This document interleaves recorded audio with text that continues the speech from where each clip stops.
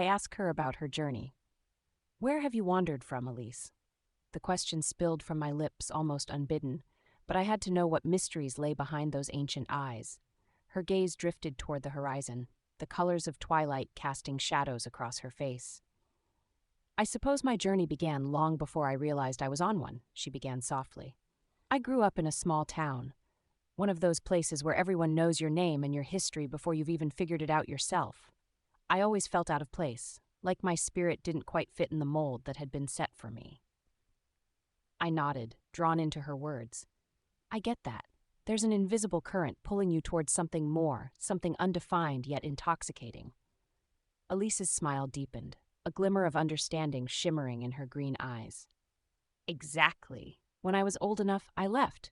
Wandered from city to city, chasing that elusive feeling. I thought I'd find it in the towering spires of concrete jungles, in the whispers of ancient ruins, but it was always just out of reach."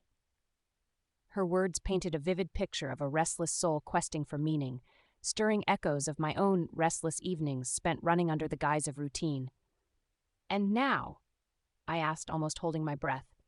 "Now," she said, returning her gaze to me, "I think I've realized that the journey isn't about reaching a specific place. It's about the connections we make along the way, like finding this old oak tree, and maybe bumping into another traveler who might be looking for the same thing." For the first time in a long while, I felt that invisible current rush through me again, but this time it wasn't dragging me forward alone.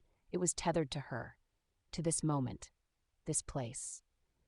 And for the first time, the path ahead didn't feel quite so solitary.